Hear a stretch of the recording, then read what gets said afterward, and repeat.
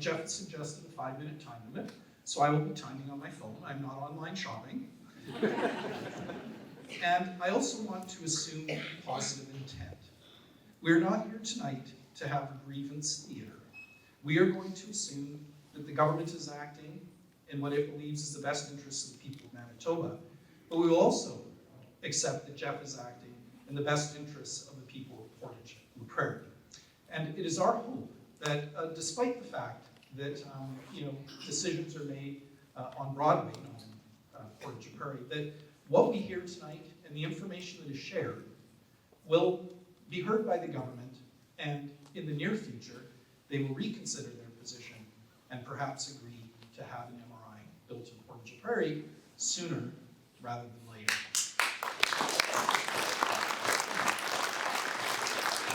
So I'm going to turn it over to Jeff to fill in some of the other details. Jeff.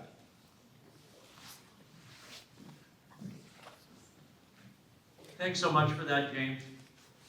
I also want to acknowledge here with us tonight too is Judy, Jeffries, and her husband Dave that's in the audience as well too.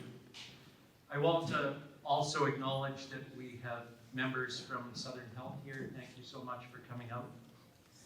I also want to acknowledge that we have people from the city of Portage la Prairie, the rural municipality of Portage la Prairie, the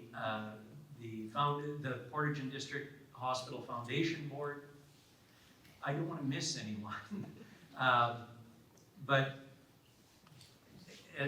as you know, I've been talking about this for a long time, but this isn't, I wonder if I can take this mic out of here, but this isn't about me.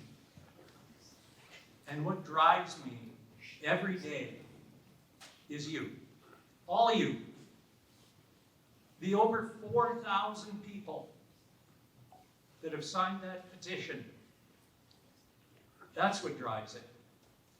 The 24,000 people that are waiting for an MRI.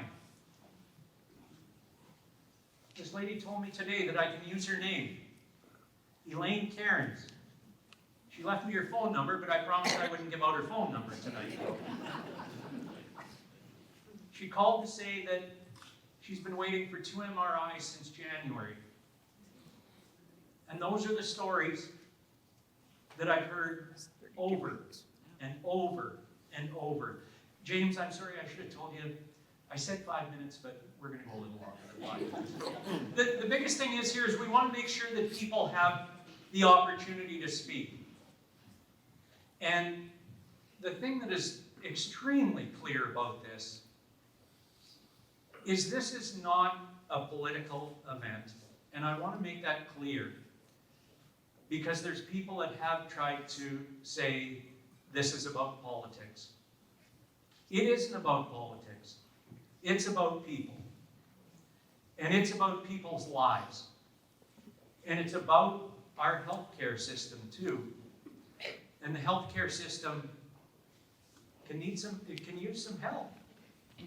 And this MRI can be a big help in helping to reduce wait times out there. When we think about 24,000 people and the mental anguish, and I see it in people's eyes and people's faces that sign the petition, the people that talk to me every day as well too about this. When you're told that you could be diagnosed with cancer and you could get an MRI, but it might be 6 or 7 months. And I know I've heard these words about emergent. We will take care of the emergent ones first. What does that mean to someone that's been diagnosed with cancer that is being told they have to wait? It's not right. And I'm so proud to be the MLA for Portage la Prairie and to work alongside with some of these great people that are here tonight. You know, when we think about this and we think about what we've heard, so I want to be completely open with everybody tonight. On Friday, I had conversations with Shared Health that were asking about audio and visual equipment and things like that. How many people can we have here? You know, things like that. And I shared that with them. I also shared with them a number of questions as well that, you know, you've been asking me as well too. Unfortunately, I received an email at 8 minutes after 9 this morning that Shared Health would not be joining with us tonight. We'll keep working.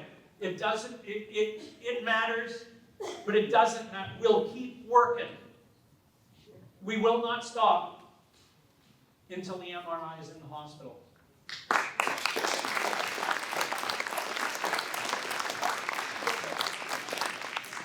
One of the things that just doesn't add up, we're centrally located. We're right in the middle of the province. But Shared Health keeps it, or Diagnostic Services, sorry, keeps saying that we're only doing roughly 3,000 scans out of this area. It doesn't add up. We look at the people that are surrounding here, and the people that I hear that are just tonight in here that are waiting for MRI appointments, that aren't getting them. Something doesn't add up here. And that was one of the questions that we wanted to make sure that we were able to ask tonight, is about this. Because there's things that don't add up here. And one of the questions I wanted to ask them was, do we count the people that can't get to appointments for one reason or other? I'm not picking on you, Mrs. Rowe. But you know what, when I hear stories from somebody that's 89 years old that said that they had an MRI appointment at the Health Science Centre at 2 o'clock in the morning, who's going to take them? It's not fair. You know, so again, we just have to look at that. And when I had the opportunity, what has done this too and helped us out with this venture that we're on here, or this journey that we're on here, is on April 9th, I got to meet with 35 doctors at the Portage Clinic. And after hearing those stories, I knew that we had to work, and we have to work together. And this isn't about who's in government or anything like that. It's providing the proper information so that somebody can hopefully make the right decision for us. Because there's more than 3,000 people, I believe, from around this area that could be in need of an MRI. When we look at places like, when I heard from Chief Don Smoke from Dakota Plains, he told me that less than 10% of the people have a driver's license. How do you get to an appointment if you don't have a driver's license? I talked to a lady at Dufferin Villa who said that she had to go down to Boundary Trails. She had no family here. And it was $150 each way for her, which may not be a lot of money for some people, but you know what? It's a ton of money for a lot of people. And when we look at the hospital as well too, when I talked to Chief David Michis from Long Plains, and I'm hoping Councillor Liz Merrick is supposed to join us as well tonight. But to hear the stories, and when I heard from the doctors that day that are not ordering MRIs for people because they know they can't get there. Our doctors shouldn't have to play God. They do a heck of a job for us. We need to try and help support them too. And you're doing that tonight by being here. And I can't thank you enough for that. The other thing too is, I want to recognize the Portage Hospital Foundation. If anybody isn't aware, the Portage and District Hospital Foundation has made a commitment of $5 million to purchase an MRI for the hospital.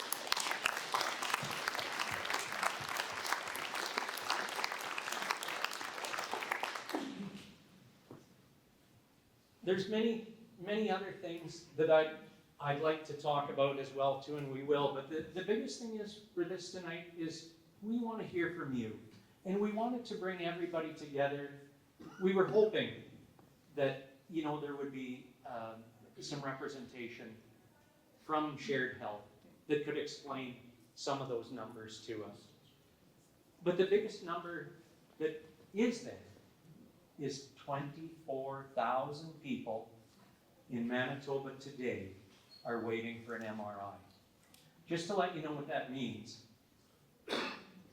if we had an MRI running here in Portage la Prairie, and I may look to Kyle on this one in case I make an error on this, and please, if an MRI is running 24 hours a day, 7 days a week, 365 days a year, we can do between 8,000 and 9,000 scans per year. 14 hours a day does 9,000. Okay, 14 hours a day is 9,000 scans. Thank you for that. Again, what we do is we have an opportunity here to make a difference. We've got one of the largest infrastructure projects in Canada going up today, just across from Crescent Lake. It's the Portage Regional Health Facility.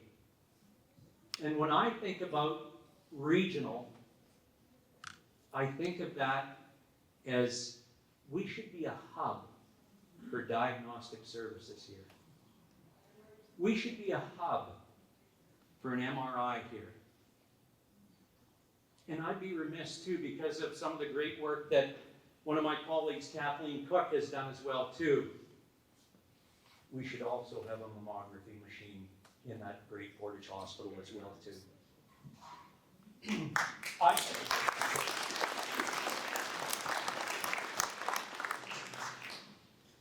Again,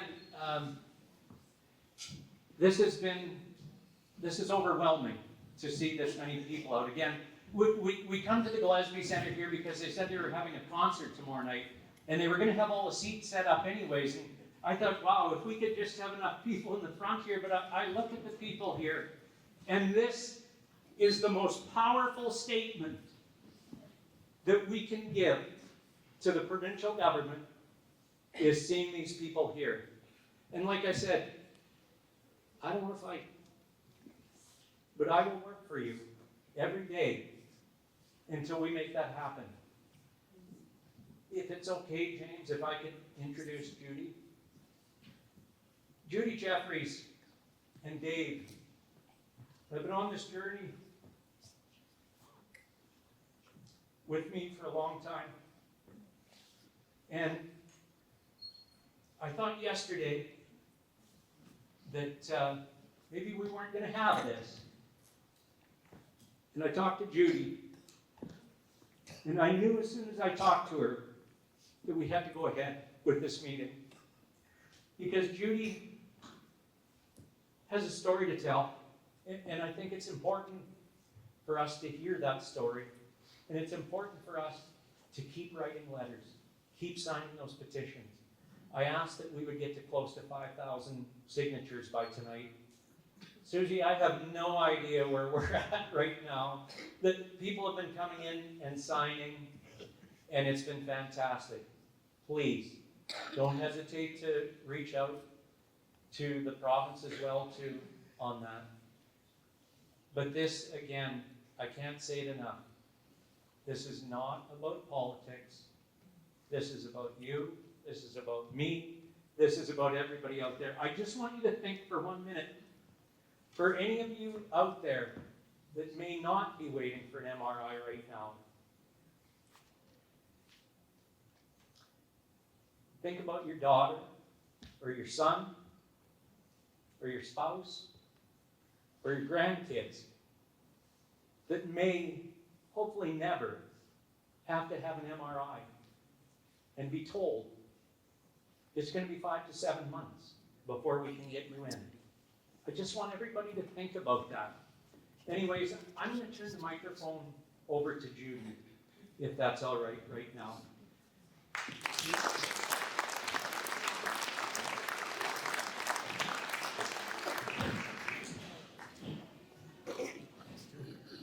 Judy's got the biggest iPad I've ever seen.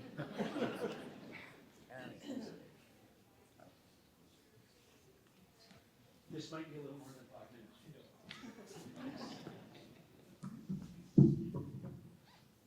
I just wanted to say one thing before I start. He had mentioned that there was about 3,000 requisitions for MRIs in this area. Can you talk a little longer? Sorry. Sorry. There's about 3,000 MRIs requisitioned in this area. But in actual fact, between me and my husband, it was probably going to be about 7 of them that we needed, if they were done when they were supposed to be done. So it might be 3,000 people, but in actual fact, the numbers may be quite a bit higher.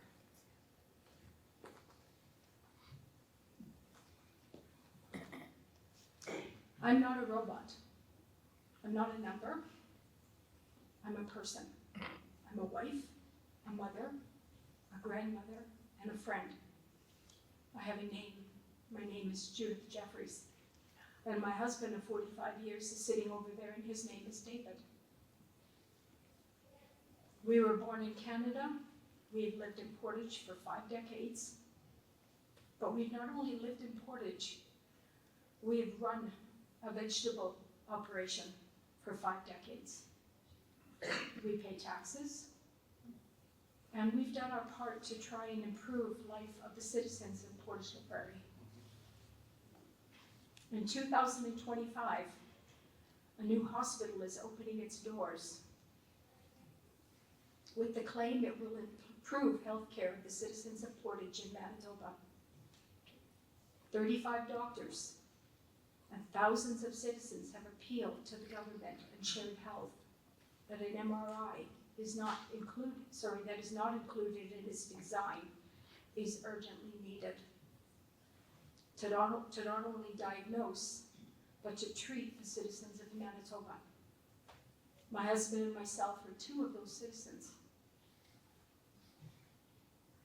And yet, we had to take our tax dollars outside of Manitoba and get our MRIs done at a private clinic in the Gatineau. We are thankful we did. For I would like to say, after waiting many months, we were hoping for good news, but we were not. But to wait longer would have been detrimental for my husband's health. And I have to just add that when Jeff told me that we may not be doing this tonight, I honestly felt like somebody had kicked me in the gut. Because we are doing this for you guys. We're doing it for the 24,000 people out there that are waiting, not knowing what the outcome will be. Cancer is a condition our healthcare community claims early detection can impact for the good. With quicker diagnostic, the patient, they say, has a favorable outcome. Detection is the first step, and an MRI plays a vital role in this. In my husband's case, it does. It is one of the best diagnostic tools to accomplish this. The World Health Organization states by 2050 there will be a 77% increase in cancer in the world. And according to the Manitoba Health Site, cancer is the leading killer of people in Manitoba. This is important. Yet we are building a brand new hospital in Portage and not furnishing it with the tools needed to diagnose and treat its patients. I don't understand that.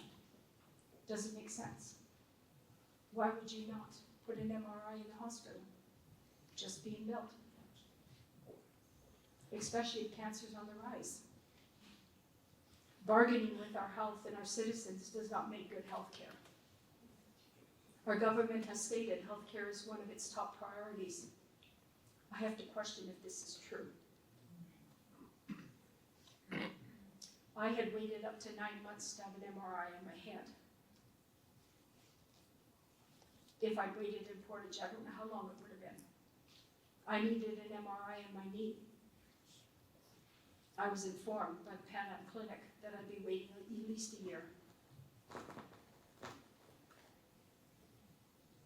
My husband has waited the last little while, 3 months. And when we got the news of the Kinew, we were told the cancer's come back. If we had waited, how much bigger would the tumor have been? And would they be able to even save his life?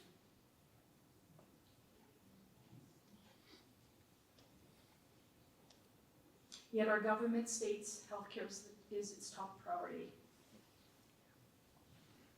But what I see tells a different story. Our tax-paying citizens deserve quality healthcare.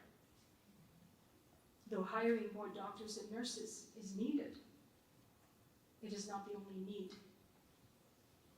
It brings cold comfort to a friend who waited 2 years for an MRI. When she received it, she was given a 6-week death sentence.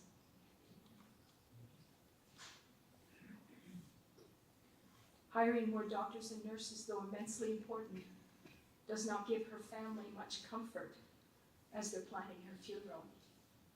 I found out 2 days before I left that she had died.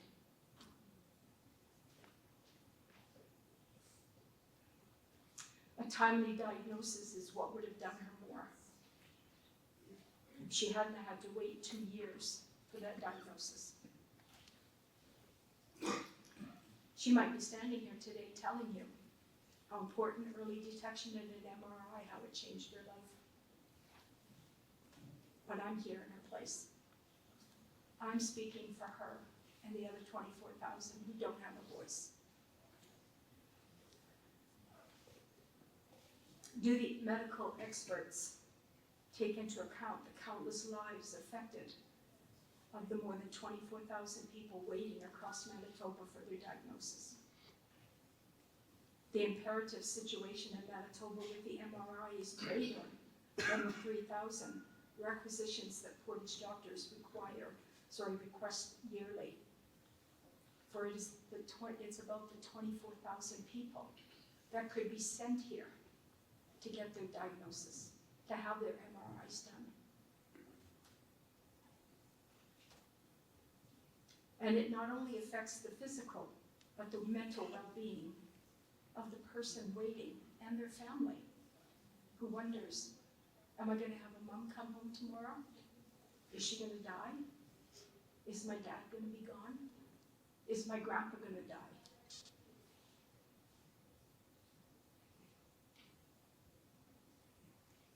Wondering and worrying what the outcome will be. My friend lived in Winnipeg, and she told me that she would have gladly have come back to Portage, gotten her MRI sooner, if it had saved her life. Countless people like us are leaving the province and the country with our tax dollars to have diagnostic testing and procedures done, because the wait's just too long. They are doing so for their physical and mental well-being, and they are willing to pay. What won't you pay if it comes to life and death? The benefit of this is that it opens spots for people like my friend, who was financially unable to do so. As I sat in the waiting room at the clinic in Kinew, a man came in. I was shocked. He walked up to the desk and stated his doctor had sent him there for an MRI. And the woman behind the desk said to him, if you're willing to wait, we can do it in half an hour. Yeah, a half an hour. He didn't have to wait a month, a year, or 2 years. It was done immediately. All he had to do was answer 10 questions. This recurring problem with the long wait times for MRI diagnostic testing has been since 2016. I was amazed when I did the research and found out that way back in 2016 they had a problem with the wait times. And at that time the government and the health department made claims that they would fix the problem. Well, I hate to say it, here we are, it's 2024, and it hasn't gone away, it's just growing. Our more than 24,000 citizens left waiting find it cold comfort when our government, instead of working towards solving the problem, lays blame on the past government. I hate to tell you, Premier Wab Kinew, but no one really cares, especially when they're waiting. He has the power to change the outcomes now. We need solutions now. Words are not enough, we need action. The numbers of citizens waiting is not only going to grow, but it's going to grow even greater than what it is now, while he makes excuses. Words with no action brings little comfort to the families whose lives have been upended by bad news. Placing an MRI in Manitoba's Portage la Prairie's hospital's clinic is not the issue. Placing an MRI in Portage Hospital should not be even an issue when it will go towards starting to clear up some of the backlog within the medical system. I want to say to Premier Kinew, save a life. Put it in. The city of Portage is the perfect location. It's centralized in Manitoba. Makes it the optimum location for an additional MRI to be placed. We have the benefit of an airport within minutes of our hospital, especially for our northern communities. The citizens of Manitoba, no matter where they live, deserve better treatment than this. When our government claims to want to improve health care for our citizens, yet more than 24,000 people are waiting months, years for diagnostic testing. When they're placing a brand new hospital in Portage, it should be established fact that one is going in. There should be no issue. We shouldn't be here tonight talking about this.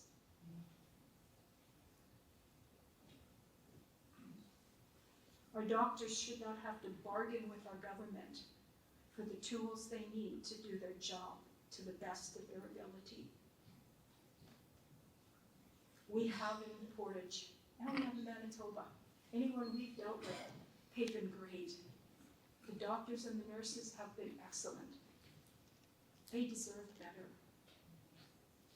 And I want to keep my doctors in Portage here. So please, I say to the government and shared health, please do what is right.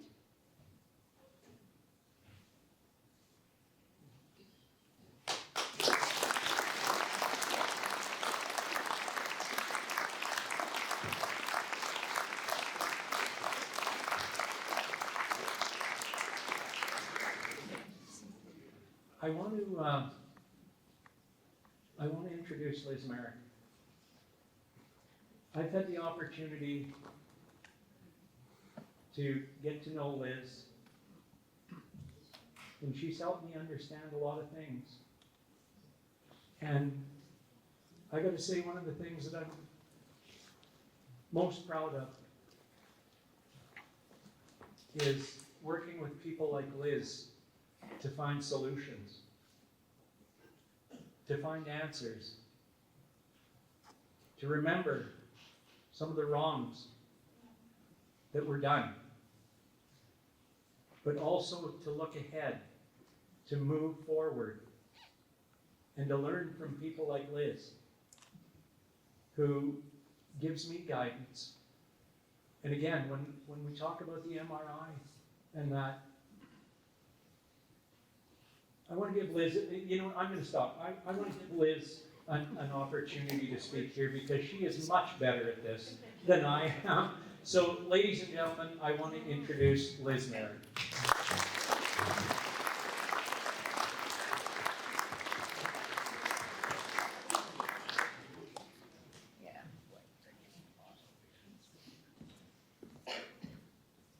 Good evening, Shagunang Nodiniquen, Nishnikas, Linyut Onem, Katamish Kudiatumji. My spirit name is Southwind Woman. I'm from the Eagle Clan and I hail from Long Plain First Nation. My English name is Liz Merrick. I'm a councillor for Long Plain First Nation. Kind of the vice chief, I guess. The chief sent me here.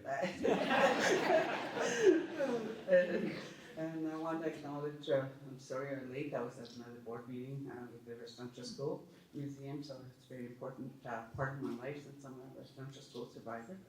And I want to acknowledge, I saw some familiar faces in the crowd. Joe, he used to be up here with his stride and stuff, and I want to thank Ian as well for supporting me and everything. Here's my boss over there too. I'm also a member, I'm on board for the Southern Health Authority. And I acknowledge the speaker before me. I just caught the last of her thing, and it's just heartwarming story that she has. And I think he just invited me to come and say my piece, and it's an honor to be here. I acknowledge all of you for coming on this kind of cool evening that we have.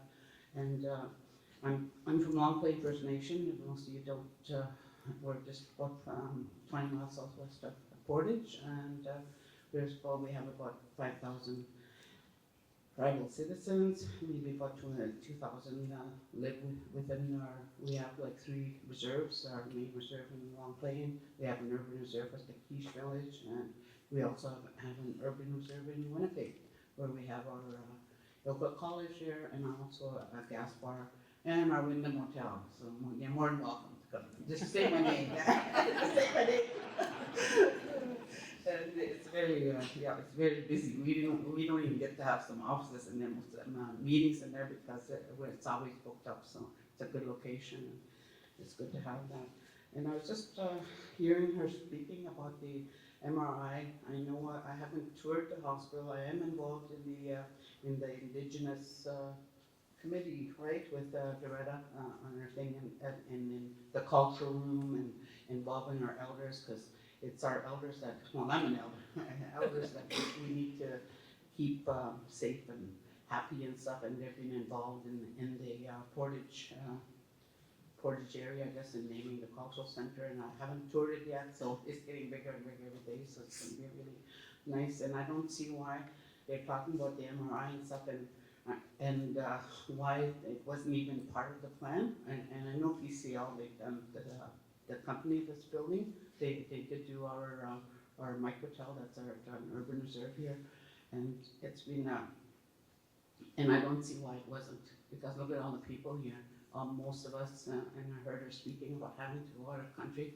I see it on the news as well, when it's, they're waiting longer and longer, and then they can't, some of them, as she said, don't have the money, and some of those people can afford to go across where they need to go and stuff. But it shouldn't be, right? We live in Manitoba. We live in an industry as part of our world here and stuff. And you know what? I'm going to talk to Wab Kinew about this. I've been in his office a couple of times and stuff, and he does it. He is a very distinguished man within the First Nations communities. He does come out and everything we need, and when we need to speak with him, we do. And maybe this is one of the things that I'm a politician, I guess you know that since I'm elected, and for us, the First Nations, to have a voice there. I know he's there and everything, but then he needs to listen to us, as First Nation people, as contributing citizens of Portage la Prairie in our surroundings. We do have like so many reserves around us. There's Dakota Teepee, Dakota Plains, Swan Lake, Sandy Bay.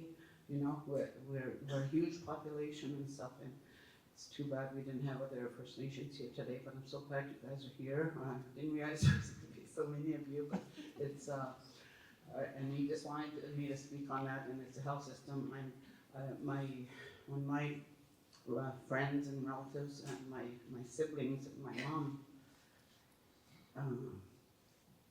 got sick and they go there to pass away,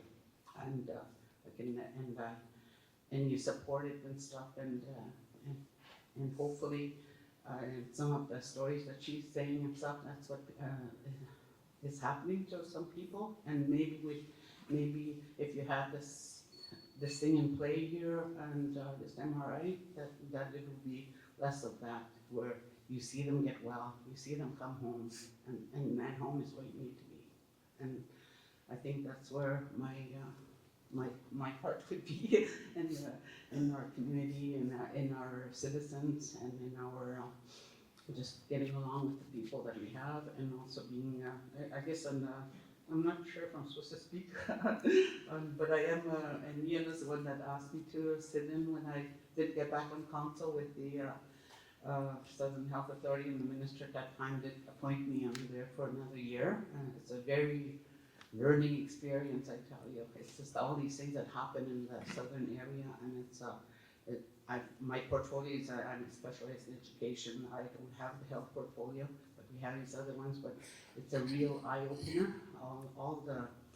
All the behind the scenes, I guess, that happen to make us feel safe and to be looked after when we go into the health system, and not you see all these things on the news about people lying in the hallways and not getting enough. I've always had go in and get my stuff done and be out. I've never been in the hospital that long, but then as a board member in the Southern Health Authority, it's been a really great experience. It's helped me in my thing, and as a politician, I guess I have the power to be able to at least try and enact something at my level. And I bring that to the table at our house. I'm the only woman on council. Very outspoken. Thank you, the guys in line. That's very hard. But it's you know what? The people voted me in.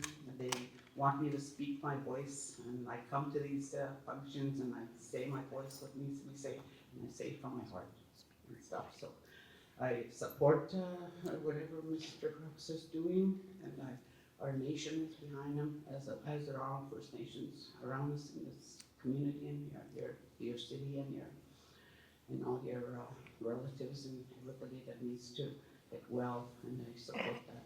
And if I can do something at my level, I will do it. Anyway.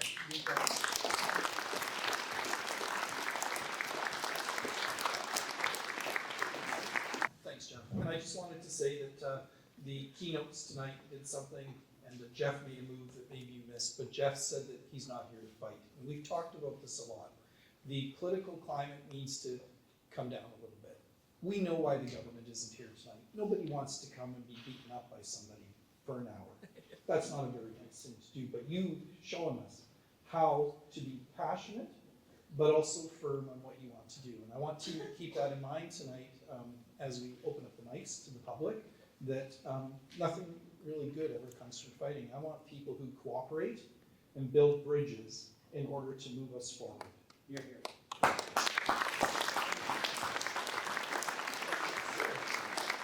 Now I have a role to play. So Jeff said, I think 1.5 to 2 minutes.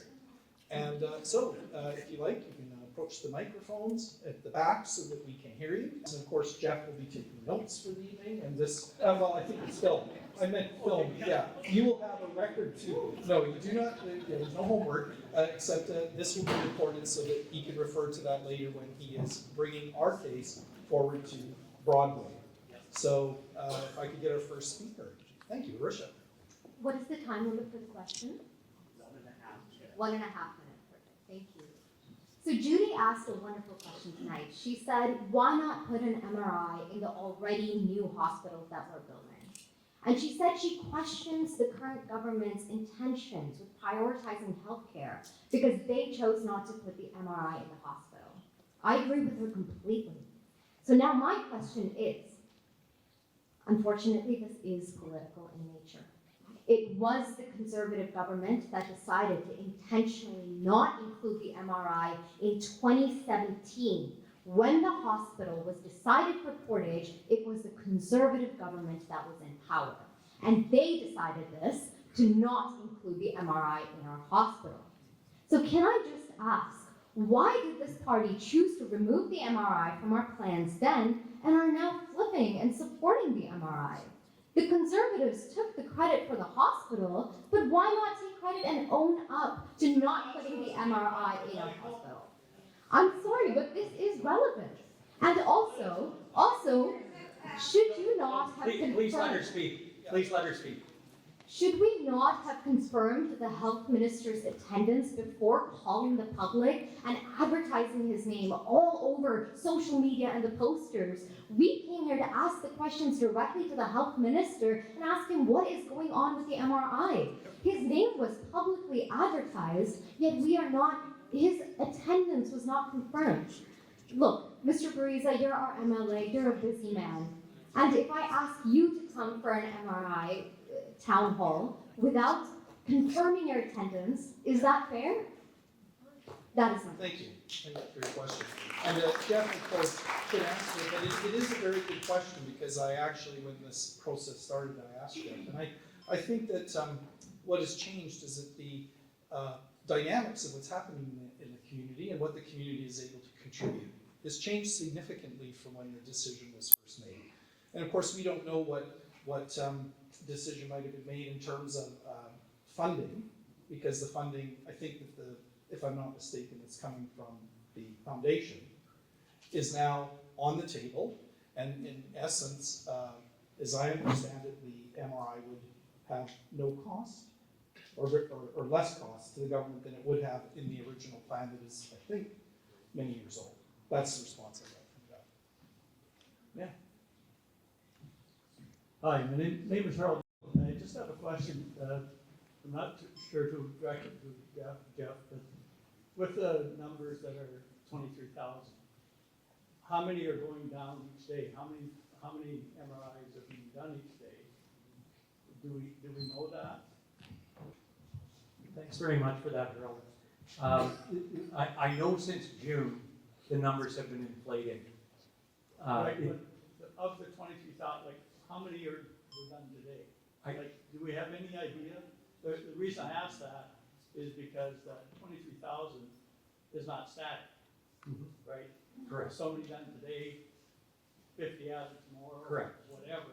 It's a moving target. Correct. So I think it'd be helpful for you to find out those stats, just to give more emphasis on the total numbers. That it just isn't static, and once we do those, there'll be no more to do. Thanks for your question, Harold. Again, what I can say is we will take that to shared health and ask that question.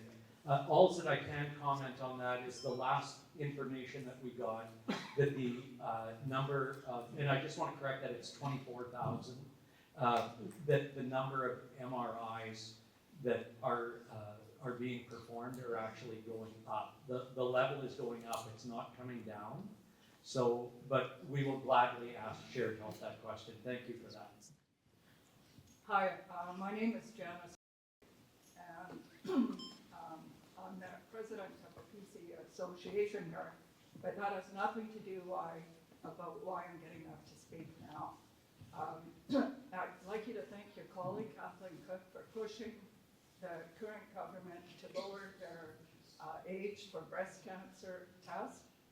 36 years old, 32 years ago, I was diagnosed with breast cancer, and thank God I had a progressive doctor that didn't want to wait around.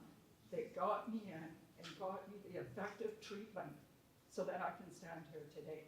And Judith,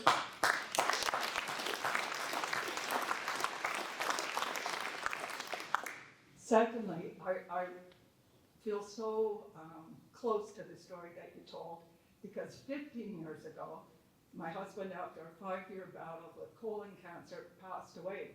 Now, we have really good doctors and nurses here, so I don't blame them for anything. But the dicking around, pardon my language, with the back and forth and waiting of tests, if he had gotten in for an MRI sooner, it would have been an earlier diagnosis. It would have gotten effective treatment sooner, and maybe he would be here telling the story. So the stories are really sad, and so I want to change it to a positive. I was born in Portage la Prairie. I left when I was 18. I moved back here 2 years ago, and I love it. which just surprises people that have lived here all their lives. We're approaching a few minutes. I enjoy the look on their face when they say, oh, you moved here, how you like it? And I say, I love it. We've got beautiful park, the Stride Arena, friends of mine in Brandon. You got 10 seconds, I'm Okay. sorry. Okay, so I'm moving to the positive part. We have a golden opportunity here to make this state-of-the-art hospital a center of excellence for healthcare. The Mayo Clinic is 100,000 people population, and they get people flying in from all over the world. Surely to God, we can get people flying in from all over Manitoba or coming here and getting the test that can make the difference of life and death. The economic boom for bringing people in here for hotels, for food, for shopping, and the emotional, Thank you. brain. Okay. I got it, sorry, I All have right, no to problem. kill people. Appreciate it. Jeff, I would have been longer. Hi, I'm Sonia. Everybody, probably, yeah. Hey guys, this is Portage. We paid, now tell me something. We've got the money that we've got and we paid for everything. My uncle passed away, God rest his soul, left $500,000 to the Portage General Hospital. And another $500,000 went to Lions Banner. Where did it go? What did it do? Why, if we got this money, why can't we just put the MRI in ourselves? Why do we have to wait for the government? How about that?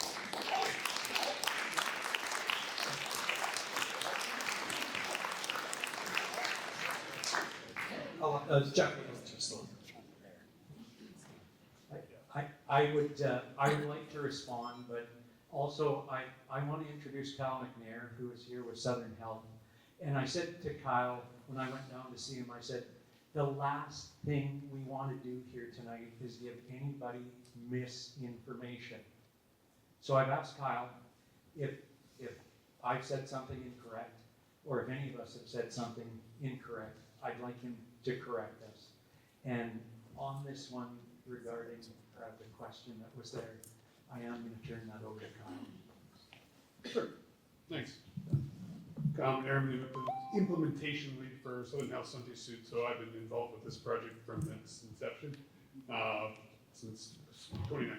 So I saw the first iteration, the second iteration, several iterations, the hospital project. So I do know a significant amount about it, this and the conversations that have occurred. Numbers, I guess I'll say Shared Health Diagnostics makes the decisions about allocation of diagnostic resources in the province of Manitoba. There's Shared Health Manitoba Diagnostics does that, Southern Health doesn't. But we're familiar with what it is, and we're familiar with the numbers that were provided at the start and provided now. So, I mean, 2,200 is the number of scans that come from the Portage and surrounding municipalities. So 3,000, it's 2,200. It's if the number is estimated as half of what it should be, it's 4,400, and an average MRI done in a scans is about 9,000. 9,000 is the number of scans that occur in a system. So that was the information that was provided. 2019, when the project was announced, when we redid the numbers, we re-looked at the numbers. We re-looked at the numbers in 2024. When I say we, Shared Health looked at the numbers back in 24, and it moved from 2,000 to 2,200. So the numbers did move up, and as you said, the numbers are growing. So the volumes of this. I will say that there's I guess the answer to the question of allocation of resources. The hospital costs $450 million to build at this present time, so it's not an insignificant amount of money for the amount of things. And MRIs, I mean, we don't have an estimate of the cost. It would exceed $5 million. It would be $15 million, probably more, to build an MRI component to that. So those are some of the pieces of information that I can provide to you. So I guess I I don't know if I can say that part of the reason that why we can't just build it ourselves in collecting money is the operation costs are hugely significant for the facility. So it's not about the infrastructure of it. It's also about the operation and the running of the MRI that have to be accounted for in a calculation of this. I will say there is some precedence.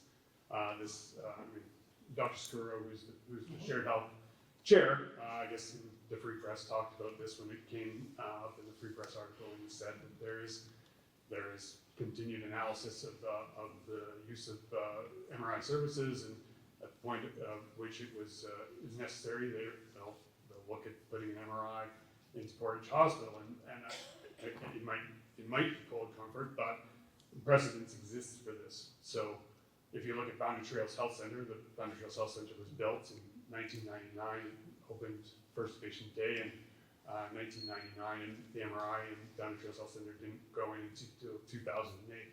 If you look at Dauphin, Dauphin's facility was built in I believe the late 80s, and the MRI went in 2014. Selkirk might not be the best example. They replaced the Selkirk Hospital, but I will say their CT volumes went up and they put a CT scan in there.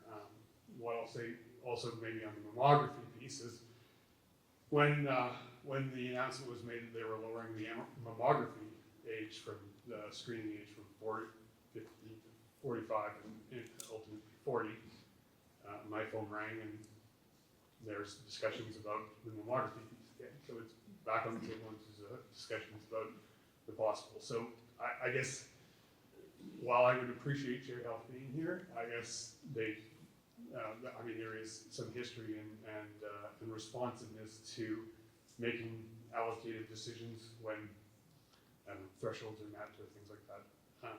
So that's maybe a few pieces, and I'll do my best to answer any other questions. Thanks, Matt.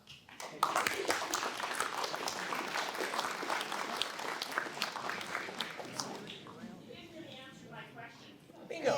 Yay. Wait, Sonia. Say again, Sonia, sorry, the question was? I'm sorry.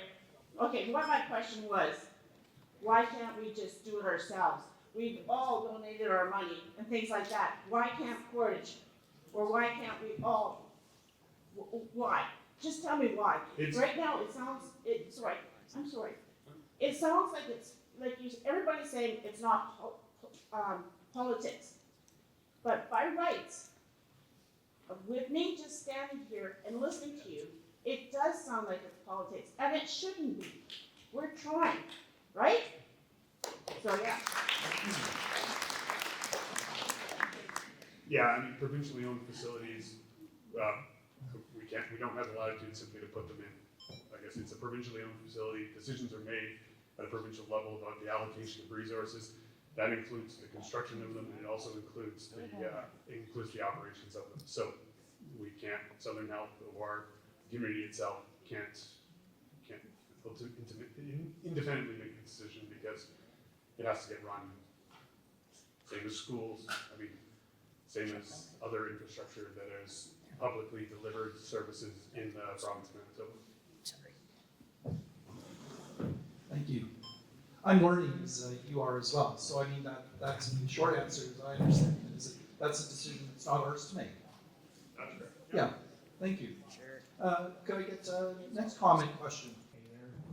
I'm just going to go ahead and take this if I can. There we go. Good evening, everybody. My name is Angus. I actually work at and I'm very much in the community and I see what's going on. This MRI issue is very important to me. It has been since I moved back here in July. And unfortunately, with that in mind, I've had some health complications of my own. I actually called Shared Health today, referred by my doctor, because I had to figure out when my MRI was going to be. So I was told I could get an MRI at Boundary Trails in 44 weeks. Yep. And then I said, I can't wait that long. I am literally taking a cocktail of about 5 to 7 pills a day just to deal with the pain. So they said the soonest one I could get was in Dauphin in 12 weeks. And we'll see how that goes. I don't know. But then again, I realize I'm 26 years old and I need to get an MRI because the doctors here in Portage, who I like to think are really good doctors, don't know what's wrong necessarily. They need to look more, and that should say something. Unfortunately, not everyone is able to just go adopt it to get an MRI. So it really gives a perspective, and I literally talked to Shared Health today, and that's what they told me. 44 weeks, that's about 10 months. Thank you. So thank you for Yeah. sharing. Thank you, James. Yeah, much appreciated. Next speaker. Hi, I'm Rob. I'm a retired physician from Falmouth with almost 45 years of practice throughout the province in emergency rooms, family doctors. I have Robin, could you just speak up a bit? They're having difficulty hearing you. I have a couple observations to make. One is that hundreds, if not many thousands of Manitobans are traveling out of province to the States every year. Portage la Prairie is a hell of a lot closer than Gatineau, Quebec. And yes, we may have 3,000 a year or so ordered from here, but there are thousands of Manitobans who would be happy to travel from, an hour's drive from Winnipeg, or an hour and 15 from Brandon, or an hour and 15 or 20 from Dauphin. It doesn't make any sense. We have a central location. The other observation I would make, is there a practicing doctor in the house? Isn't that telling? 35 doctors met and declared their support for this. It is my understanding that they feel now that the decision is made and that the small p politicians involved with healthcare planning in this province are intransigent on this issue, and any further agitation from them might actually interfere with other issues between the Shared Health or the Department of Health in Manitoba. And I think that's really telling about how badly things have deteriorated in this province regarding healthcare issues. When people are afraid to stand up continuously for this, when there's just really good reason to put this device in Portage la Prairie and provide a service for the whole population of Manitoba, not just our catchment area. Thank you, Robin.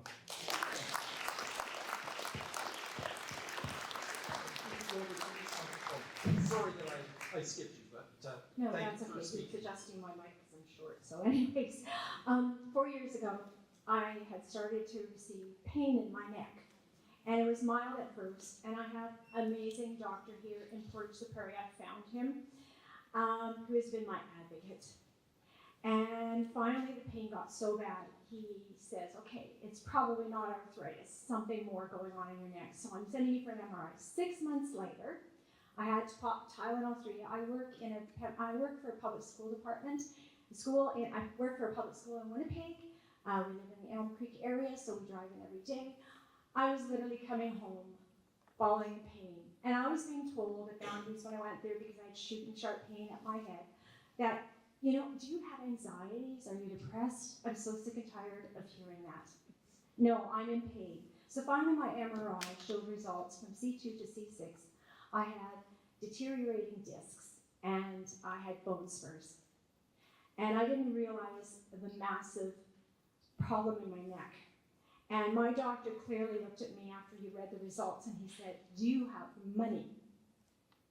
And I went, yeah, my husband and I are coming up to retirement. We're 62, hoping to retire at 65. And yes, we have retirement money. He says, can you go elsewhere? Okay, so we looked at it. Germany is out of the question. That's like $75,000 for disc replacements in the neck. And he said, I'm telling you right now that you won't be able to get in to see the spine specialist in Winnipeg for about a year or two. and maybe surgery in 6 years. So it's not just the problem of MRI in our beautiful community of Portage la Prairie, which I love coming to visit, and I love coming here, and I'm amazed that we're gonna have a brand new facility, but to be told, can you go elsewhere?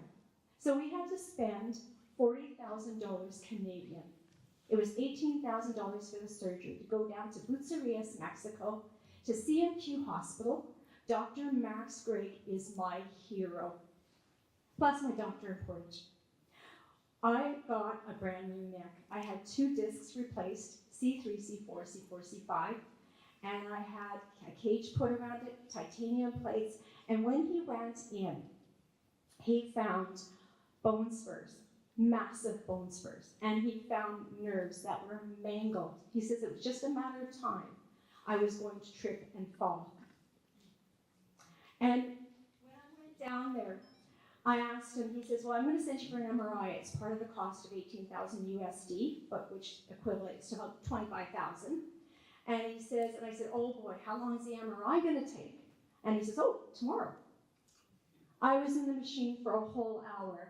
I brought my results back from CMQ Hospital in Bucerias, Mexico. Crystal clear MRI results. He's never seen images so clear.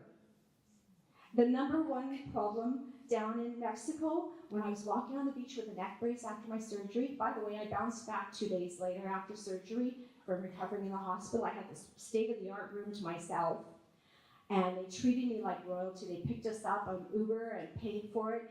And I asked Dr. Max Gregg, I said, how many people, doctors, and boards of health are coming down to Mexico to get fixed? And he said, lots from Canada.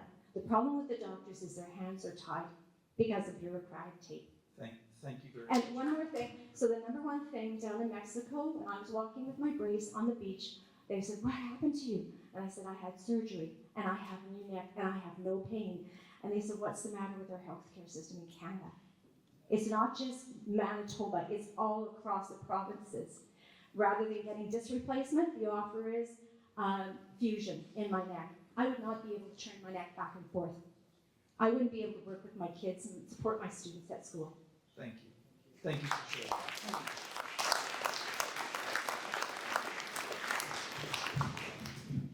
You're up. Yep. I'm one of the retired doctors in town. I want to make the observation that, we're missing a golden opportunity to move into a proactive phase of medicine rather than a reactive phase. I don't care about the politics, about who the government was before, or who was going ahead. But, I still get medical magazines, and there was one I just wanted to share with you tonight. It's from the Canadian Medical Association Journal, October of this year. And it talks about the fact that in Ontario they did a study, 26% of people diagnosed with cancer in the last 5 years get their diagnosis in the emergency department because they don't have access to primary care physicians and they're not getting timely imaging, of which the MRI is becoming an increasingly important tool in our toolbox.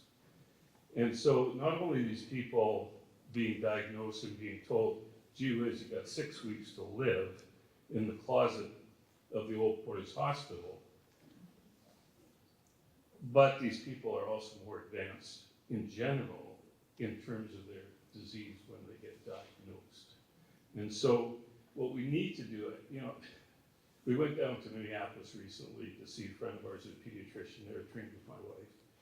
And she said, it's great that you're getting into a hospital. And my wife said, but no MRI. And she said, you've got to be kidding me. You've got to be kidding me. So I'll try and put it in perspective. I bought my wife a new car the other day. And so, Craig Dunn phones me 2 weeks later and says, General Motors is not going to put a radio in there because they're not sure that you need it. But you can tell us a few months from now, and we'll put one in. Thank you. Thank you.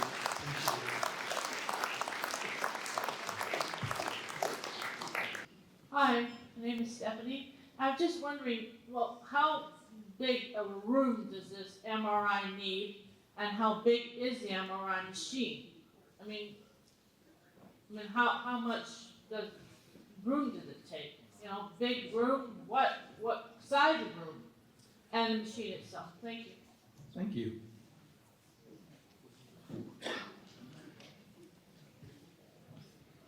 I think it's 2,500 square feet plus reading rooms. Give or take, would be the approximate square foot. Use 3-foot concrete walls around for magnetic shielding, 3-foot floors, concrete floors for concrete shielding underneath. Guess, does that help? Yeah, like over here. Good evening, my name is Elizabeth, and I'm going to ask this question that might not have an answer here tonight, but I want it to be asked so that it's out there. So there's been lots of talk of numbers tonight, and I know that there's been the number of approximately 3,000 people from this area requesting or needing MRIs. Has the number been considered by Shared Health to reflect the people who would be willing to travel to Portage for MRIs? Have they considered that number in saying that the MRI machine is not going to be built here in Portage? Because I'm considering my parents who live just outside of Mi'kmaq, Manitoba, who would absolutely be willing to come here for their MRI.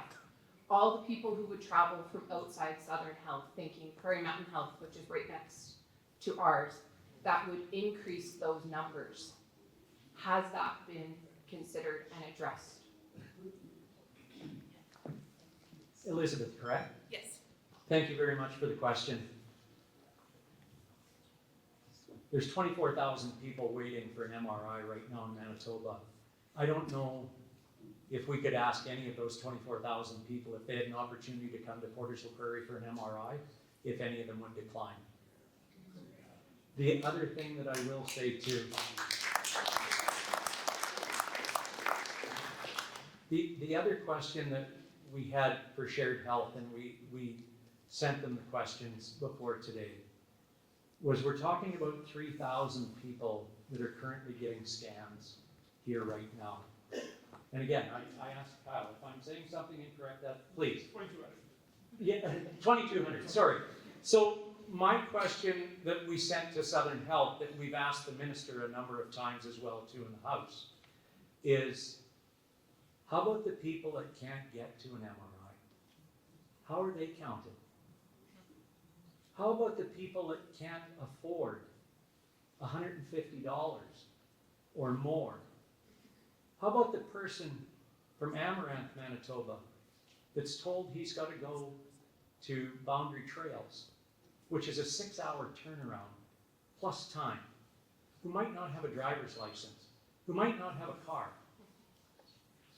I don't believe those numbers are counted anywhere. So it's not just the 24,000 we're talking about here. It's the people that aren't able, for one reason or another, to get as Dr. Nissen said, to get a proactive approach to this, to look at this. So Elizabeth, I'm sorry that I can't answer that, but I think we can speak, and we've heard from the people in the room here. And I know I heard from another person that is on their way to Quebec, or is in Quebec right now for hip surgery, that's paying over $20,000. So when it comes to our health, I think we do anything we possibly can. And that day in April, when those doctors told me, and I'm sorry they're not here tonight, those doctors told me that they are not ordering MRIs because they know that there's certain people, for certain reasons, that may not be able to get there. We don't have the right to deny service. I believe that we, as citizens and as people, we have to do the right thing.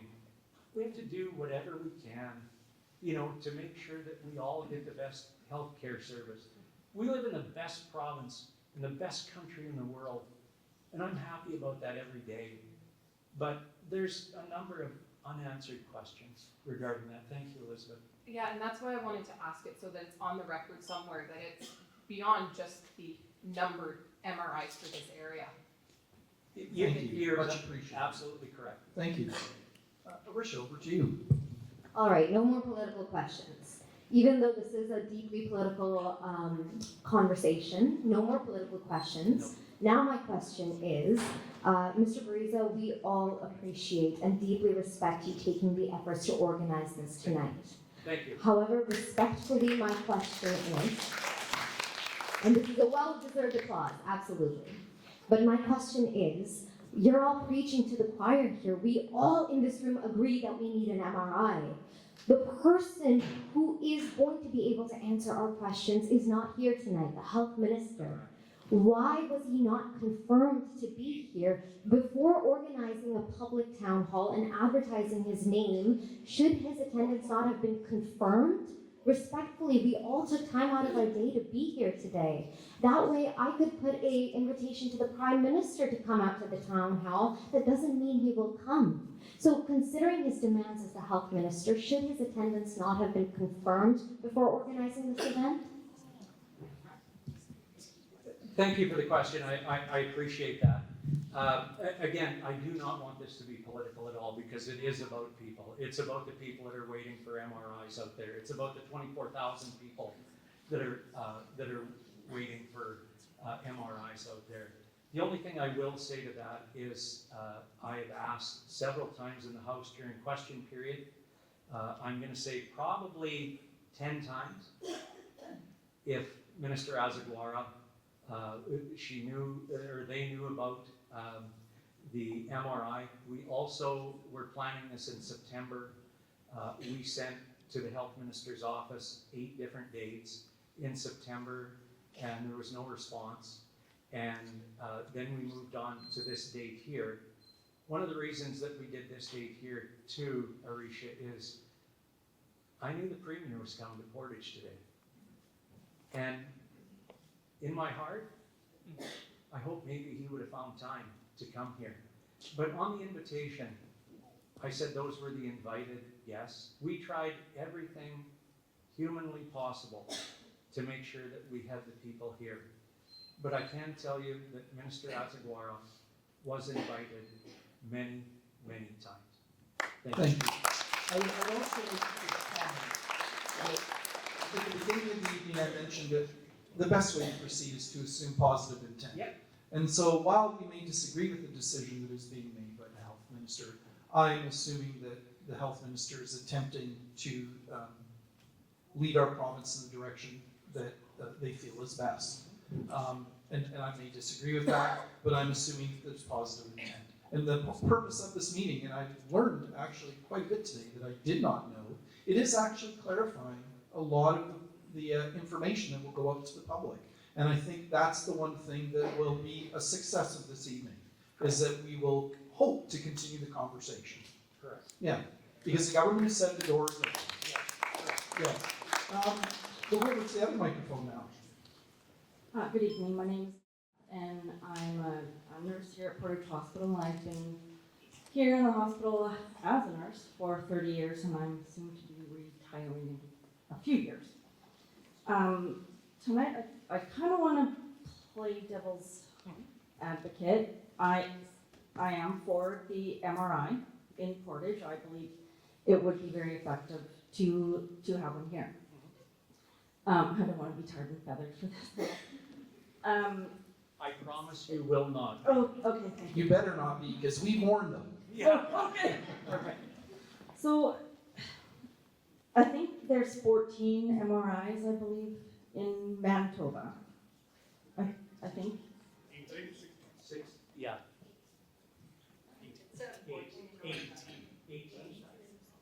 14, 18. Yeah. There's a lot. So, and with 24,000 plus people waiting for an MRI, if we could have, I don't know what the hours are of those 14, 18 MRIs, but if they were running 7 to 3, 3 to 11, 6 days, 5 days, 7 days a week, 365, whatever, if we could staff those and run them at full capacity, we would be much more farther ahead on having the 24,000 maybe covered. The other thing is, what's the capacity for the radiology schools? I don't know what the diagnostic system is in universities or schools, and how do we get people into being educated to be running CT machines, MRIs, X-rays, mammography, etc. And just how can we encourage students to want to go to these schools? And then another thing is just affordability for students to be able to go to school without having to sign away their kidney. Thank you for that excellent question. Jeff, are you okay to answer that? There's no reason to be tarred and feathered over a question like that. It's an excellent question, and it was one of the things that I asked about also. And I had the opportunity, and I have to go to my computer to look, but I've had the opportunity to speak to a person. Her name is Dana McTaggart, who is the provincial diagnostic. She looks after the people, the technologists that are doing the work for the MRIs, CAT scans, things like that. The one thing that we could do in Manitoba, and there is some students, my understanding is in Manitoba right now, that are taking courses virtually from the Northern Alberta Institute of Technology and also the BC Institute of Technology. My question to Dana was Red River Community College. She has since sent some information on me that I've shared with Red River. You're right, we don't have enough people to run these machines. And that's what I think is so important, that we need a decision on the MRI right now, because again, if we decide in 2 years or 3 years to put an MRI in, we're still going to have that same issue that we're dealing with today. But right now, we probably have 18 to 24 months before we're ready to take patients into the new hospital. 2 years. Yeah, so 2 years, roughly. That gives us time. That's what we need. We need some time. We need some time. We've already had people come forward to us, including a person that I have his name, I have his phone number in my phone book, that contacted me and said that he was taking radiology. I had no idea that you had to become a doctor first, and then you have to take 5 to 7 years of training. He's got a connection to Portage la Prairie, and he said, please keep me informed on how things are going. The other thing that I've heard also from some of the companies out of the US that are supplying MRIs and things like that now, is they can read them remotely. That's correct? Yep. So again, somebody that has an MRI in Portage la Prairie, it might be read by somebody in Vancouver or Phoenix or that, as long as we get the results. But I think being proactive right now and putting this thing in right now, again, on the construction side of things, the MRI companies that I spoke to did say that it would be considerably cheaper to do it now than if you have to start busting out walls and redoing wiring and stuff like that. So, Thank you, Jeff. We'll move on. Yeah, question. Chase, how are you doing? I am great. How are you? We're just going to talk now, if that's okay. How's it going? No, one person or voice I feel that isn't here tonight, despite us hearing from a lot of great people, is that of the people who work on the front lines in these places, the union members of QP and MGU. These are voices who I'm very privileged to hear from as a union member and president of the school division local. Why aren't these workers who see these conditions included in these decision-making processes? These are people that are very passionate about what they do. Absolutely. They work for very low wages for the last couple of years, just now getting 27%, which will help with more hiring, of course, but we need to keep hearing from these people because that's where our staffing shortage starts.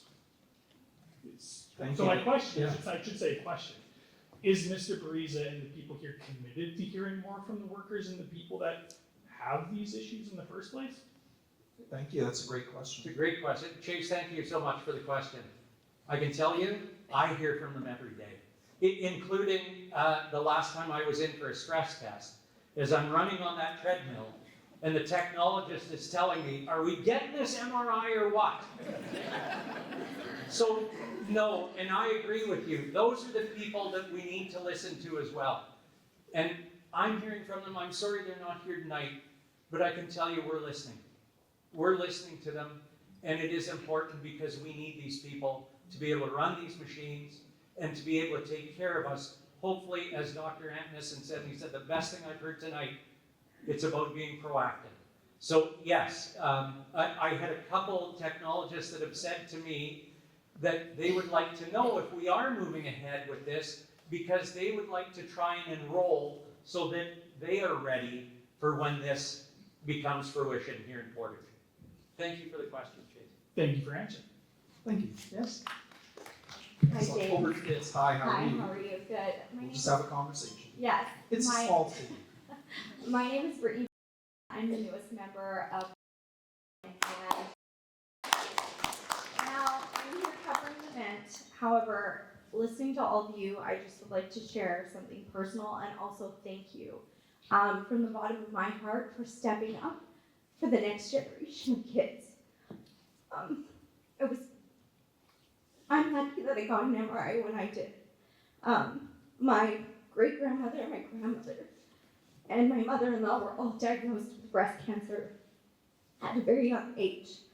And I was lucky enough to get a scan and save my life and take that out. Now my daughter, Sophie, is at risk for getting breast cancer, as it is running the family, and it's every woman, generation after generation. So I just want to say thank you to you guys for standing up and having a voice for the next generation who may not get that scan in time. So this MRI machine could help that next generation. I had 10 minutes today of uninterrupted time talking to Premier Wab Kinew. And these were questions that I asked him. It was pointed. I asked him what he would tell the mother of the young person who needed that MRI that didn't get it on time, what he would tell that mother who lost their child. He was very honest, answered that question. I also threw some facts at him and said, you know, there are people in Portage la Prairie willing to take this course. The course is 8 months. We have 14 to 16 months, maybe 2 years before this hospital is open. And I said you could have a fully functioning unit by the time that hospital opens if you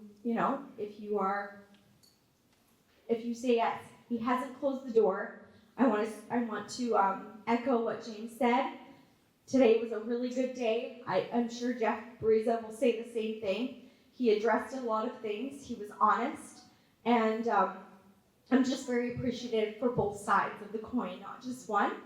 I'm appreciative for people listening, and I'm appreciative for all of Portage la Prairie coming out and just having your voices heard and making sure that the next generation of people and young leaders and kids have the opportunity to do those things so that our healthcare system can be better. So just a share, just not from a mom, just very thankful for the citizens of Portage la Prairie, and I'm grateful to be a part of the community and have the job that I have now to be able to share your stories from both sides of the coin and not just one. So thank you very much. Thank you. Thank you. Thank you.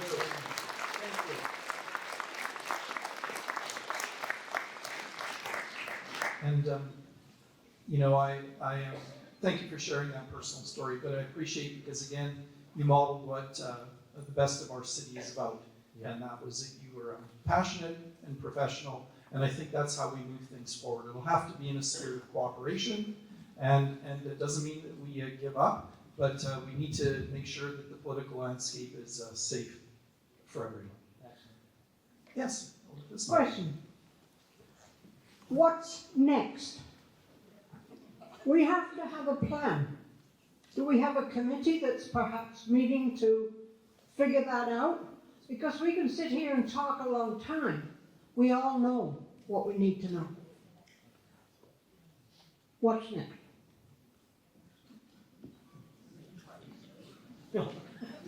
James, thank you for turning that over to me.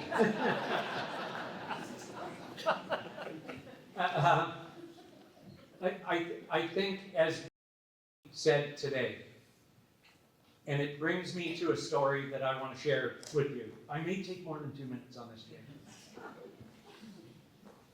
And I'm sorry he's not here. What I believe was the best mayor that we ever had in Portage la Prairie, Ken Brennan. But I know the Reeve at the time is also here, and I want to acknowledge Toby Trimble here tonight as well too, because with those two guys, a number of years ago in Portage, while I was on council, and all of us, we decided to build a recreation center, or we thought about building a recreation center.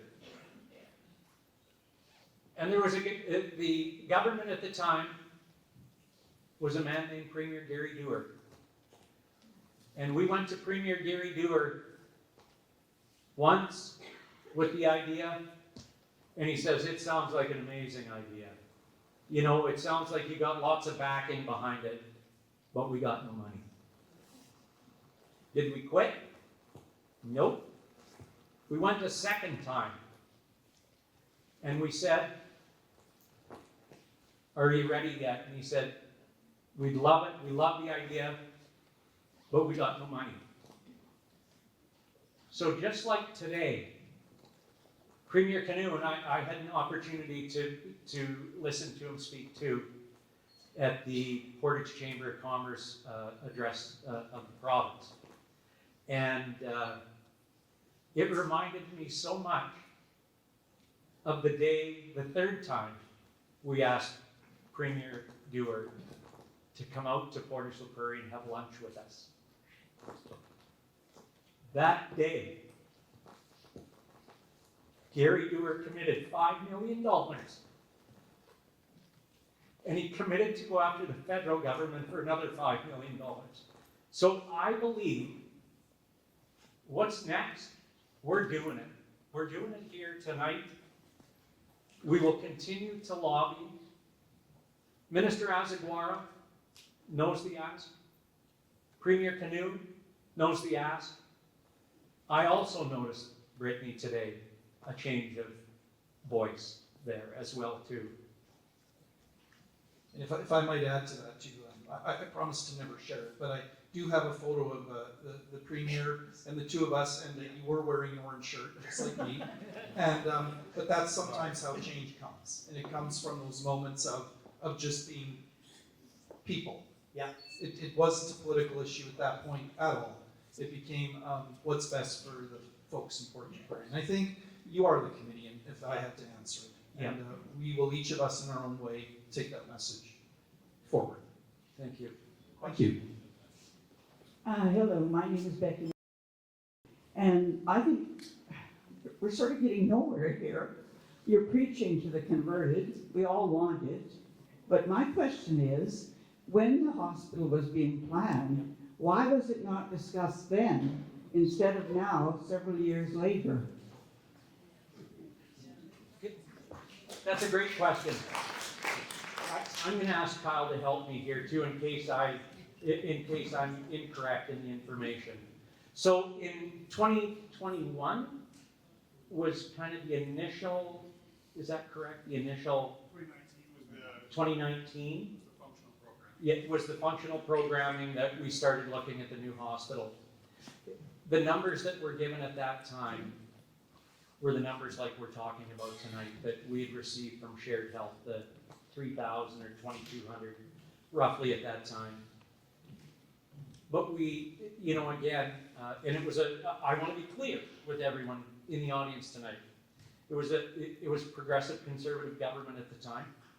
I'm proud to be a progressive conservative member of an MLA for the province of Manitoba, representing Portage here.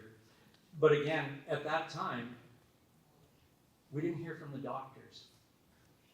And again, that's nobody's fault. And the only reason I ran, and I will stand here and say that I was asked, why are we not putting an MRI in here? And I said, because we're not doing enough scans.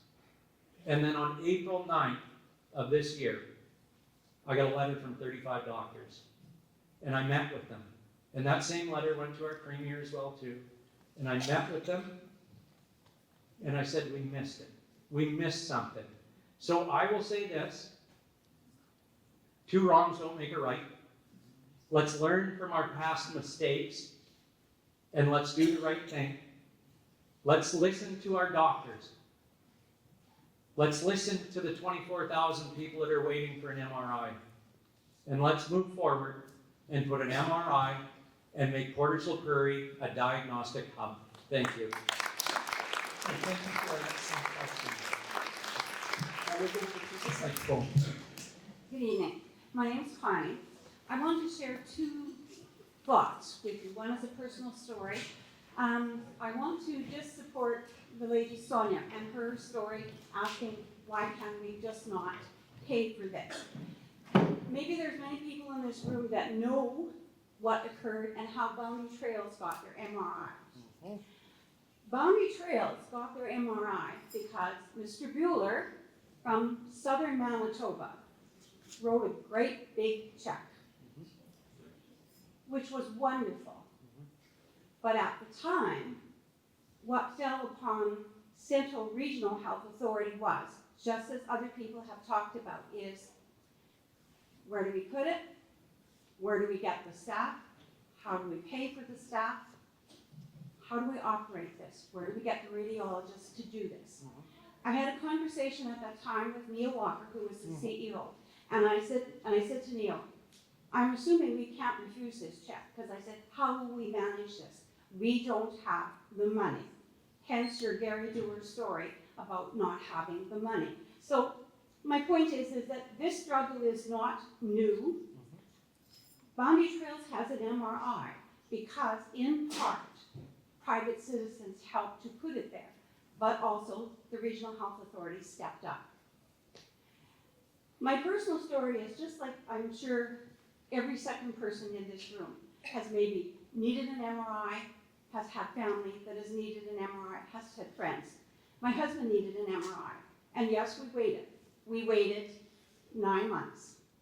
And at the 9-month period, I got on the phone and phoned the doctor's office and said, when is this happening? And then I very pointedly said to the lady I was speaking to, I said, well, she said, you know, a year is the norm. I said, that's wonderful. I hope when we reach that year that my husband doesn't get a diagnosis of cancer. Luckily for us, 3 days later, we were at the Health Science Centre. But my point is this. I said to the lady, why can we not go to, we'll drive to Boundary Trails, we'll drive to Brandon. Can we not go somewhere else to get this MRI done? And I don't know, I mean, there's not a lot of physicians in the audience, and I don't know if people realize this. This is what I was told. I was told that my husband couldn't go to Brandon and have an MRI because the physicians or the surgeon that he might be dealing with, if he had to have surgery at Health Science Centre, would not accept the results from Brandon, would not accept the results from Boundary Trails. I caution as we move forward to make sure that, that there are a lot of stumbling blocks. I would feel very saddened if we ended up with an MRI machine in the brand new hospital and no one to run it and no radiologist and no one to accept it. Hence the point is that I believe that this movement is admirable. The stories are absolutely compelling. I can't dispute that. But I think that we need to do a better job of managing how we do MRIs in the province. And another lady supported that. I think there is still room for that. And I think that's something that this group, this movement could champion as well as wanting to get the MRI machine in Portage. Thank you very much for that important caution. I don't know if you want to comment at all. I can't speak to individual circumstances, but I can speak to the current situation now. MRIs are centrally managed. and wait lists are centrally managed. All the scans are going to a central repository. Preference for local scanning takes place, but the gentleman, I'm not sure where he is, said he was sent to Dauphin. Like that does occur because of the central management wait list. So any scan that's read in any particular location would be accepted by any physician. There is a certain amount of subspecialization, say specialty neuro MRI services, those are in Winnipeg and things like that. But for general MRIs, any scan is done in any locations in the province. And maybe that's just been an evolution of how things have gone now that it's with Shared Health Manitoba, centrally mentioned. Because when Down the Trails put in the MRI, it's true, there wasn't any, maybe it was diagnostic services in Manitoba and then it became Shared Health. I want to know, as of today, how much would it cost to put the MRI in? What is the cost of it? And the second part of the question is, what is the yearly cost to run it? Because I think those are things that, as the public, we need to know, because I want to be very proud of our hospital foundation for the $5 million that they've given, but also it gives an opportunity for other people out in the community who maybe want to earmark money and do that. And like as Mr. Bueller did, maybe we have an opportunity to garner some of this money to show the province, we need you, but we can do it. I couldn't speculate on the annual cost of operation. I mean, we asked about the cost of the most recent MRI that was put in Grace Hospital as an addition was a $12 million. Now, how much of that, I mean, whenever you do a project, there's always other pieces to the equation. I don't know if that was strictly for that specific room or specific things, but that's what an addition in the Grace Hospital cost. And operational cost, I couldn't come up with the number. I mean, it's $400 every scan for it to be read, ish. But there's all the technical costs and operational costs. It's very significant, but I don't know. Thank you for the response. Jeff, I was just noting, I can see that folks are starting to be a little tired, so I was going to ask that if you do have a question or a comment, could you queue up so I can see how many people we have, and then I'll govern myself accordingly so that we can wrap up and perhaps certainly by 8:30 if we could. I don't want to shortchange anyone, but if you could line up, it would give me an idea. So over to this microphone, please. Hi, my name is Judy, and this whole thing, I feel very bad for all the people who are waiting for MRIs and so on. It is very sad. But we're making a state-of-the-art hospital for the future. There's people here that will not be here in the future, but our kids and our grandkids are going to be here. They're going to need a good hospital that meets all their needs. Like, let's think about the future as well as now. And this thing started out in 2019. You know, we got a long ways to go in this world. So let's think about the future, about our kids. Thank you very much for that comment. That's appreciated. Hi. Hi, my name's Don. We're from the RM of North Norfolk. June of 2023, my mom had what we thought was a stroke. And in our area, to get 911 to our area, you phone 911 and then you tell them you meet them on the way to Portage because they just can't find us. So first one, my dad met him not far from his house, only a few miles away. She was treated in Portage Hospital and was given an MRI date for, I believe it was a week and a half from that time. Within the week, she had another seizure. Again, he jumped in his truck and we were coming from Portage. He phoned us, so we met them and he got as far as Simplot. From 5 miles north of McGregor, we met the ambulance at Simplot. Luckily there, we had a paramedic that asked our permission to bypass Portage. He said, we're not going to get the results. She did not have too many strokes within a week. We need to get her to Winnipeg. So we're building a state-of-the-art facility. Do we really want to bypass Portage and go to Winnipeg?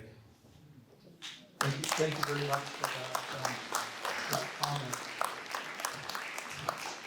I'm not seeing anyone else at the microphone, and I think, oh, yes. It's a quick question, and I'm not sure if it's already been answered, but Shared Health is tracking the number of MRIs, et cetera, the number of people that are on the waiting list. Are they also tracking the number of people that go out of the province to have an MRI? That'd be interesting to know how many people actually leave the province to get that test.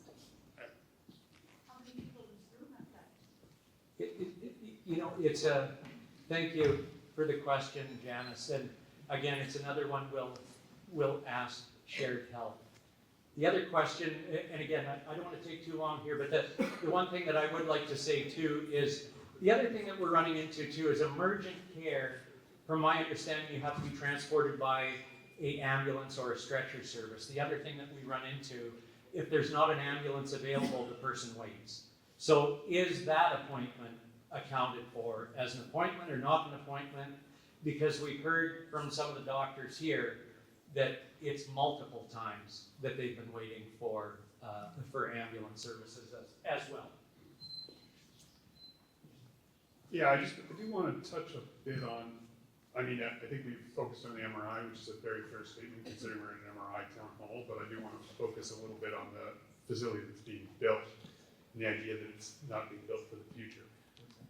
Granted, it's going to be a general hospital, so it's not being built for a neurological center or a brain surgery center. It is being built for a general hospital in the community it is. So, but I think there's extremely large investments in the expansion that are significant for the future growth of the Portage Hospital. So I'm just going to use, for example, the emergency department. The emergency department is being designed for as many as 40,000 visits in a year. Portage currently sees about 23 to 25,000 visits per year. So the capacity is being built for a low acuity area, high acuity area, IC or special care unit services for that growth. We're going to talk about surgery services. Right now, the Portage ORs has two OR facilities for all the surgery that's done: general surgery, ENT surgery, cataract surgery. That we have ENT surgery being the only facility in the province outside of Winnipeg that does ENT surgery in Manitoba is done at this facility. Cataracts is the only facility in this region that has cataract surgery services are at this facility. So the new hospital is going to be built with 3 ORs and 2 procedure rooms. So recognizing that there's growth that's going to be necessary in the surgical things. Also, we touch on one particular area of obstetrics. Like right now, we do about 200 to 240 births per year at the facility. Probably would justify, and right now there's 2 rooms that are at this facility. The belief is that because of the issues with the existing hospital and the way that the surgery or obstetrics, the birthing unit is placed in the facility, it detracts, and people don't want to come here for this. So the new unit is speculated to take up to 800. So there's 6 beds for the obstetrical unit. So, I mean, well, I respect the fact that the MRI isn't in there, and I respect the fact that there's advocacy for it. I think you should recognize that a state-of-the-art facility is being built. There has been some good consideration of the future needs of the facility and the region in it. Maybe not in this particular area, but on several other areas. So. We'll get Todd. Over to you. Hi. Hi, my name's Todd. I'm a lifetime Portager. I have a daughter who's 18 that's going to university in Winnipeg, and I would love her to come back here and have her family, but you know, it's not easy to attract or keep people in town. They keep leaving. But I don't think the problem is the cost of the MRI or getting people to work the MRI.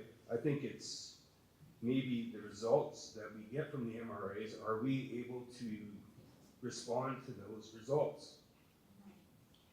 Like the cancer care or anyone that uses MRIs to diagnose, what is the responsibility of the medical system once you get the results in? maybe they're not wanting to know what the results are, so people, you know, live with these illnesses till it's too late, and then nothing happens. So maybe they don't want to know what the results of these MRIs are, because they can't deal with it after. And that's kind of something that's not talked about very much, is what do you do with the information once you have it? Is there any help available? I appreciate that commentary, especially since when we spoke about the complexity of the issue, and that's why it's very difficult to get, that's why I appreciate this meeting, because I'm hearing answers to some of the questions that I have. And so when the province is planning where to spend money and what they're going to build and how they're going to do it, those are the factors that they have to take into account. So it's not just as simple as you say, as building an MRI and having them available. So thank you for that comment. Thank you. Thank you. Yeah, over to this mic. Hi, my name is Klaus. I got two questions for you guys. The first question is, we currently have 2,200 people in this area needed scans. Does this include doctors referral coming from specialists in Winnipeg? That's number one question. Number two question is, how many scans needed to get a unit in this town? Thank you. Those are good questions. Are you able to take that? Thank you. 2,200 is the number of scans that has been done on an annual basis. That's like, it's not orders, it's the number of scans that have been done in the catchment area. So going back, looking at the last 5 years, the numbers vary between 1,900 and 2,200 per year. That's what the number represents. And I can't speak to the threshold of what is the number. I don't think it is 9,000. I think they built the MRI and boundary trails at a number that was less than full, because there are people that are going to boundary and to Dauphin to supplement, but I don't know what the threshold is. Thank you. Right. Over to this mic. I guess a couple comments. One is there's 18 machines in the province, which means roughly one for 80,000. We have an area here that's about 50,000 in the trading area, so we're not quite there, but we're not that far away. And we're not that far away for others to come either. And we have a good airport at Southport. Lots of people could come if the facility was here. But I think part of the problem is our system is broken and there's not enough money to look after things. And so we're getting squeezed off. Winkler had Bueller stepped up to the table. We don't have Bueller here, but we've got Portage Foundation. They've stepped up to the plate and offered $5 million. And there's lots of people here that would be willing to support it. It's a matter, we have to have the political climate, say we need to get it done, and let's work together and get it done. And two wrongs don't make a right. The Conservative Party, or whoever was working behind the scenes there on this hospital, screwed up. The other people have said, you know, it's not going in at this time. But two wrongs don't make a right. Let's work together and get her done. And there's lots of people in this community that are not against helping out to get there. Thank you very much.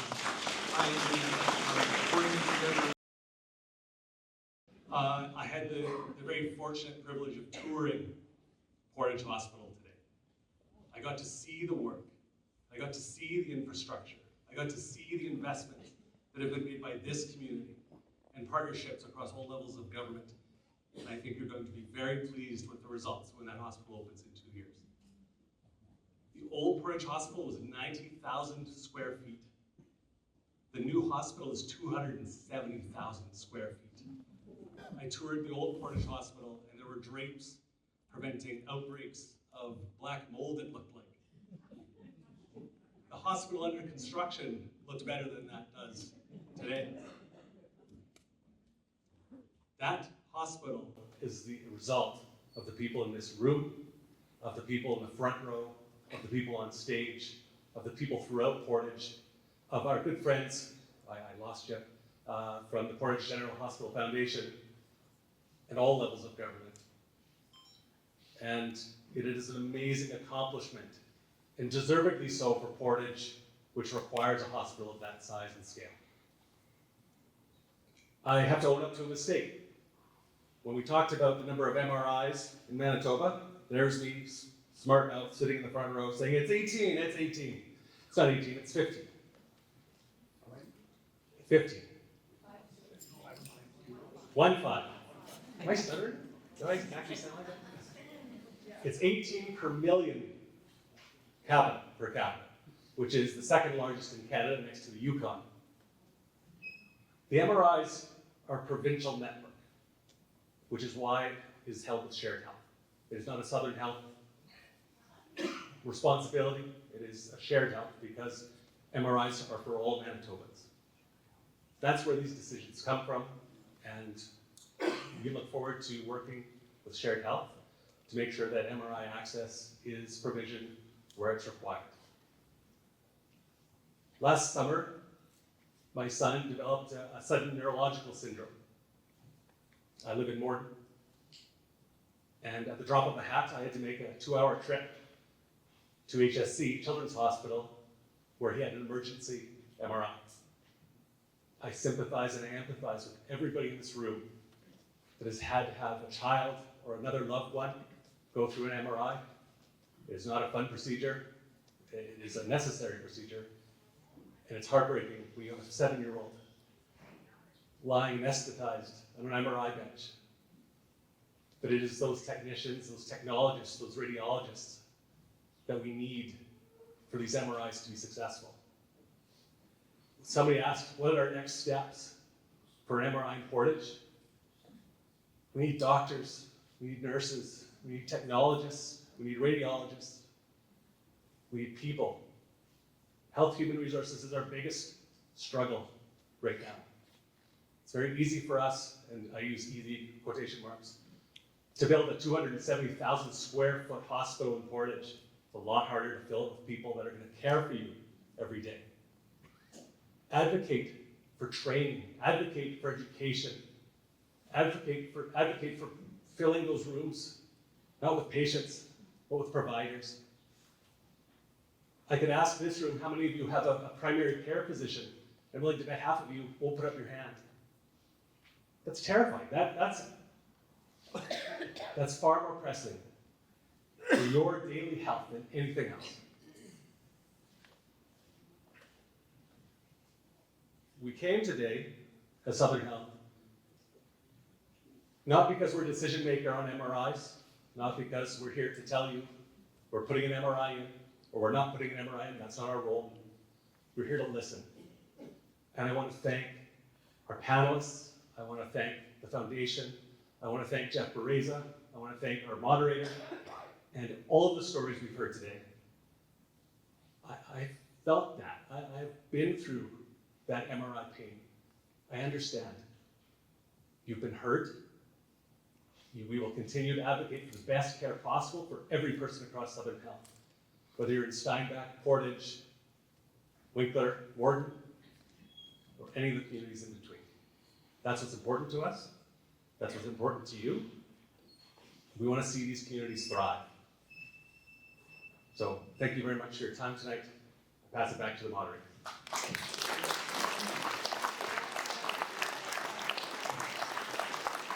I think if we could stand, I think that deserves a standing ovation tonight. That was a very good summary of how we feel. Very good. As I said right at the start of the night, and I continue to say this, it's about people. It's about making our province better. And we've done that. And I too, like Adam, have had a tour of the hospital and saw the size of it. I do want to say that, you know, I first of all want to thank you so much. And all of the 24,000 people, you're advocating for every one of those people. You're not just here advocating for this area, you're advocating for all of those people that are waiting for an MRI. And we have to start somewhere. And we know that this hospital is a couple years away. We know that in putting in another piece of equipment like the MRI, that we do have time to find the technologists, the people to do it. But nobody has to go, hopefully we don't see anybody have to go through what Dave Jeffries went through, or anybody else that's affected here. We will continue to work, and we will work with government. We will do whatever we can, and I think as people from Portage, as people from Manitoba, we know that we have to be collaborative. And Kevin hit the nail on the head. It doesn't matter who to blame, why it's not here, you know, who's to blame for it. I'll take the blame if we need to. But let's build this MRI. Let's get it in here. Let's keep advocating to the people that can make a difference. Let's listen to the people that don't have the ability to get to those MRIs. We're there to advocate for them as well too. Let's do this now while the project is under construction. Because yes, I've been told by the MRI people as well too that are building, it is going to be a lot more money if we're waiting until after this facility is built. Thank you from the bottom of my heart for coming in and joining us tonight, and I look forward to seeing you all again soon.